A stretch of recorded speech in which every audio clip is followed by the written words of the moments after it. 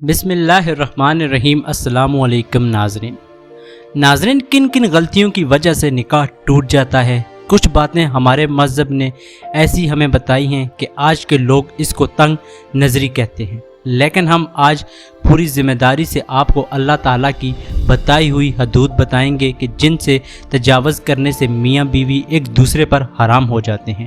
آپ کو پورا حق ہے کہ آپ پوری ویڈیو کو دیکھ کر ان باتوں کو جان لیں اور بے پناہ خیال رکھیں۔ اللہ تعالیٰ نے قرآن مجید میں اور نبی پاک صلی اللہ علیہ وسلم نے اپنی احادیث کے ذریعے سے شادی شدہ جوڑوں کے لیے کچھ حدود بیان کی ہیں، اور کوئی بھی شادی شدہ جوڑا ان حدود کو پار نہیں کر سکتا۔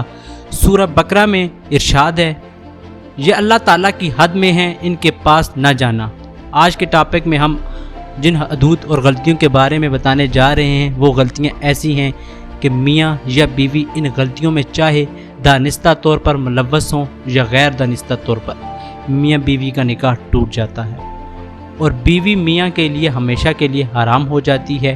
اس لیے ان غلطیوں اور حدود کے بارے میں جاننا ہر شادی شدہ جوڑے کے لیے لازم ہے، تاکہ وہ اپنے آپ کو ایسی غلطیوں اور گناہوں سے دور رکھ سکیں۔ ناظرین، وہ گناہ کون کون سے ہیں، اس بارے میں ہم اب مکمل تفصیل بیان کرتے ہیں۔ نکاح ٹوٹنے کی سب سے پہلی وجہ اسلام میں جو بیان کی گئی ہے وہ موت ہے۔ میاں یا بیوی میں سے جیسے ہی کسی ایک کی زندگی میں ایسی پیچیدگی آ جائے اور روح پرواز کر جائے تو اسی لمحے نکاح ختم ہو جاتا ہے اور بیوی شوہر پر حرام ہو جاتی ہے۔ دوسری وجہ خلا ہے، جس میں میاں بیوی باہمی طور پر طلاق کے لیے راضی ہو جاتے ہیں۔ تیسری وجہ ایلا ہے، جس میں شوہر اپنی بیوی سے 4 ماہ ہم بستری نہ کرنے کی قسم کھا لے اور اس قسم کے بعد واضح ہے 4 مہینے ہم بستری نہ کرے، نکاح ٹوٹ جاتا ہے۔ یہ یاد رہے کہ ضروری ہے کہ شوہر قسم کھائے، بنا قسم کھائے ہم بستری نہ کرنے پر طلاق نہیں ہوگی۔ چوتھی وجہ جس سے نکاح ٹوٹ جاتا ہے وہ ہے لوہان، جس میں شوہر اپنی بیوی کو زنا کرتے ہوئے دیکھ لے، اور لہان یہ ہے شوہر 5 دفعہ قسم کھا کر بتائے کہ میں اپنی بات میں سچا ہوں اور اگر میں جھوٹ بولوں تو اللہ کی لعنت ہو مجھ پر۔ اسی طرح اگر شوہر 4 سال سے زیادہ عرصے سے غائب ہو جائے تو قاضی اس کی بیوی کو نکاح سے آزاد کر سکتا ہے۔ زوجین میں سے اگر کوئی بھی دین اسلام سے منحرف ہو جائے تو تب بھی نکاح ٹوٹ جاتا ہے۔ اسی طرح اگر معتبر ذرائع یا پتہ چل جائے کہ میاں بیوی دونوں آپس میں رضاعی بہن بھائی ہیں تو قاضی دونوں میں لازمی تقریر کروا دے۔ یہ یاد رہے کہ اللہ نے رشتوں کی حدود قائم کی ہیں اور رشتوں کا آپس میں تقدس بیان کیا ہے۔ اللہ تعالیٰ نے اس انسان کے لیے مختلف رشتے بنائے ہیں، خون کے رشتے، دودھ کے رشتے، نکاح کے رشتے، سسرال کے رشتے، اور ہر ایک رشتے کی اپنی حدود مقرر فرمائی ہیں۔ کوئی رشتے محرم قرار دیے گئے ہیں اور کوئی غیر محرم، اور ہر رشتے کے اپنے اپنے حقوق مختص کر دیے گئے ہیں، اور مسلمان کے لیے قرآن میں یہ تعلیمات سکھائی ہیں کہ کیسے زندگی بسر کرنی ہے، کس رشتے کے ساتھ کیا سلوک کرنا اور کیسا سلوک نہیں کرنا، ان کی حدود بھی بتائی گئی ہیں۔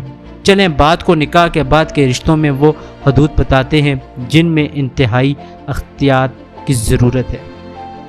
اگر ان رشتوں میں ذرا برابر بھی بے احتیاطی کی گئی تو بیوی اپنے شوہر کے لیے ہمیشہ کے لیے حرام ہو جاتی ہے، یعنی ایسا ہونے سے میاں بیوی کا نکاح ٹوٹ جاتا ہے۔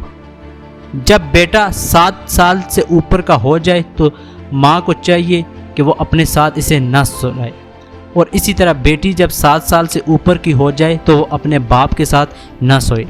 یہ شرعی حکم ہے، اس لیے اس کی پابندی بہت ضروری ہے۔ شریعت نے یہ احکام اس لیے نافذ کیے ہیں کہ اگر ان احکام کی پاسداری نہ کی گئی تو اس کا نتیجہ بڑا خطرناک ہے۔ اسی طرح جب بیٹی 9 سال کی ہو جائے تو باپ کو چاہیے کہ اسے پیار کرنے میں احتیاط کرے۔ باپ کو چاہیے کہ اگر وہ پیار کرنا بھی چاہے تو صرف بیٹی کے سر پر ہاتھ پھیرے، بوسہ لینا ہو تو وہ بھی سر پر بوسہ لے۔ اسی طرح باپ کو چاہیے کہ اپنے جسم کو بیٹی کے جسم سے دور رکھے، کیونکہ اگر یہ احتیاط نہ برتی گئی اور کہیں باپ نے بیٹی کو ایسے پیار کر لیا کہ باپ کی شہوت یا بیٹی کی شہوت ابھر گئی، تو اس صورت میں اس شخص کے لیے اپنی بیوی یعنی اس کی بیٹی کی ماں ہمیشہ کے لیے حرام ہو جائے گی اور اس کا نکاح ٹوٹ جائے گا۔ اور یہ حکم ماں اور بیٹے کا بھی ہے، اس لیے ہماری اپنی بہنوں سے گزارش ہے کہ وہ بھی اپنے بیٹوں سے پیار کرنے میں احتیاط برتیں۔ احکام شریعت کے مطابق ان کو اپنے بستر سے اور اسی طرح بہنوں کے بستر سے دور رکھیں۔ آج کل دین سے دوری اور اسلامی تعلیمات کو نہ سیکھنے کی وجہ سے پہلے لاڈ پیار میں بچوں کو بگاڑا جاتا ہے، ان کو ان کی حدود نہیں بتائی جاتی اور پھر بعد میں رونا رویا جاتا ہے، جو بے سود ہوتا ہے۔ اس لیے ضروری ہے کہ بیٹے کو 7 سال سے اوپر ہونے پر باپ کے پاس سلایا جائے، لیکن ماں کے پاس نہ سلائیں، اور بیٹی ماں کے پاس سوئے، باپ کے پاس نہیں۔ ناظرین، اسی امید کے ساتھ کہ آپ کو ہماری آج کی یہ ویڈیو پسند آئی ہوگی۔ اگر آپ کو ہماری آج کی یہ ویڈیو پسند آئی ہے تو ہمارے چینل کو سبسکرائب کرنا مت بھولیے، تاکہ ہماری نئی آنے والی ویڈیوز آپ کو آسانی سے ملتی رہیں۔